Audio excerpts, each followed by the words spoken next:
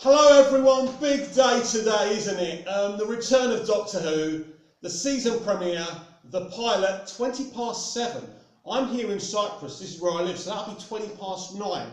So I'm going to have the popcorn, really excited. Listen, from the moment we saw that, basically from the moment Pearl was announced as Bill, I was so excited because I love what she did in that little sequence with Peter and the Daleks and asking all those crazy questions. So I fell in love with her straight away, and probably I've got a good feeling about her. I really have. I think she's going to be the best companion we've certainly ever seen in New Who. I wouldn't like to go beyond that because people get upset because the classics are very precious to us, aren't they? But I think what Stephen has done this time around, no matter the criticisms of him, I think what he's done this time, he's actually really thought about this TARDIS team in terms of Nardo, the Doctor and Bill. And I think what I love about Bill is she's fascinated how the Doctor thinks and she wants the knowledge. Now, there's an issue with this, obviously. If she starts thirsting for too much knowledge and she gains it, what's going to happen to her? I think something really serious and really dramatic. So I think Stephen wants people to remember his final season. No matter what he says, he wants this to be a classic. He wants people to love it because Stephen Moffat, whatever you think of him, has worked really hard. He loves Doctor Who. And I think if we can go out with just saying, yes, you know, we may have had issues with this, that or the other, but you know what? In the end, we can say, well done. Because he's a talented writer, he's a committed guy. Sometimes he's this, sometimes he's that.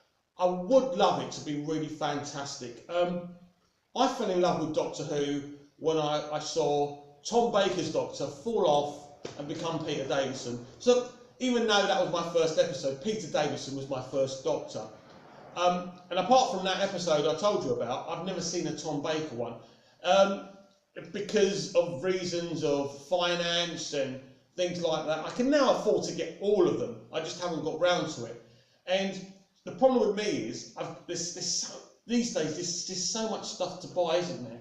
So I've got the Peter Davison because he was my first Doctor. So I fell in love with it. I remember I used to close my eyes really hard so I could see like space, like they used to do at the end of the Peter Davison episodes. A bit mad, yeah?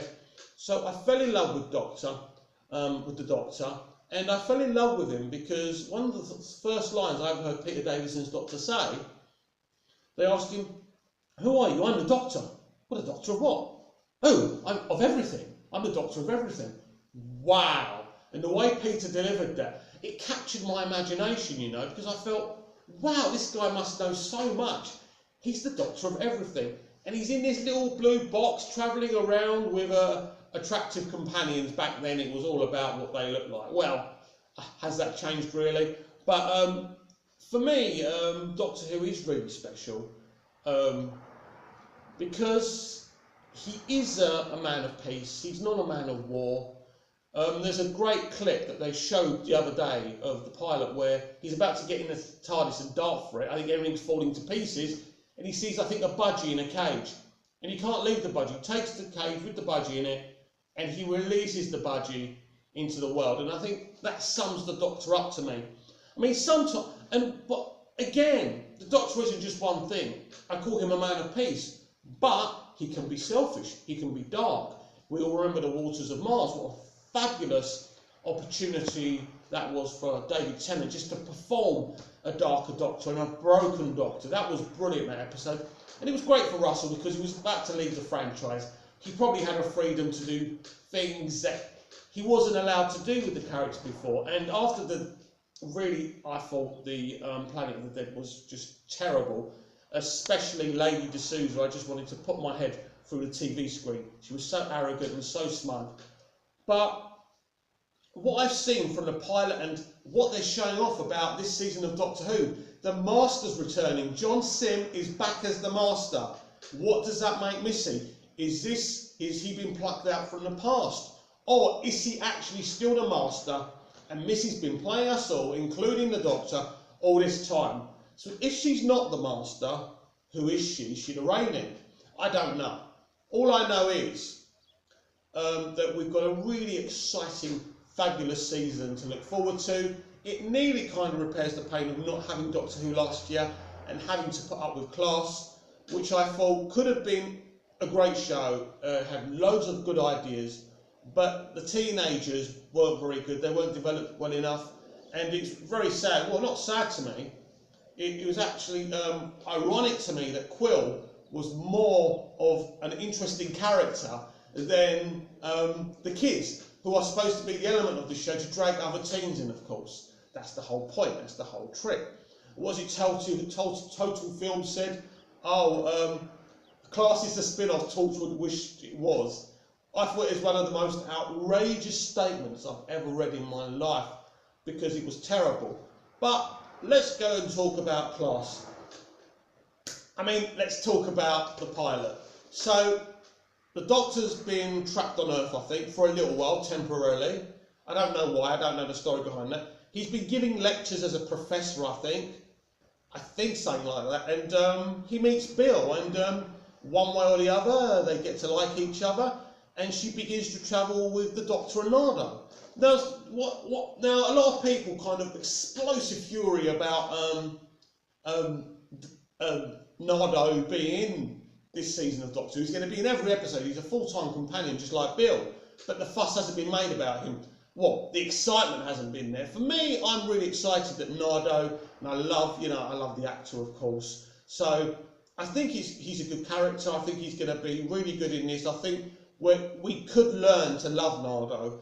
But some people say, oh, it should only be the companion and the Doctor. You don't need two companions. Actually, I prefer this dynamic than kind of Rory and Amy, the kind of coupley romantic crap. So even though I thought Arthur Darvill was wonderful, I preferred Rory to Amy. I actually wanted Stephen to kill off Amy and keep Rory. I thought that would have been kind of a special dynamic. And all this crap about a companion always having to be a female, I think is absolutely ridiculous. But really excited. I've got high hopes for this. And as we know, we could be let down. We could be a load of rubbish, but I don't think it will be. I think it's going to be very good. It's going to be a classic season of Doctor Who, and I think we've got a lot to look forward to with John Sim coming back. There's going to be other lots of twists and turns. We know Stephen Moffat. We know nothing's going to be straightforward. We know he's going to surprise us. That's what he wants to do. And of course, we know before my time runs out, I can only make a 10-minute video. Lucky for you, unlucky for me. I want to talk about this whole rumour about him regenerating before the end of the season. Right, this is what I think, and this is what selective sources have told me, and I believe them, that he does regenerate kind of early. I'm not going to say what episode, but he does, but it's a slow regeneration that will lead into Christmas, and then he'll totally change into the new Doctor. So we have got a sad to lose Peter, but we are getting a new Doctor. So could be a woman, could be a man.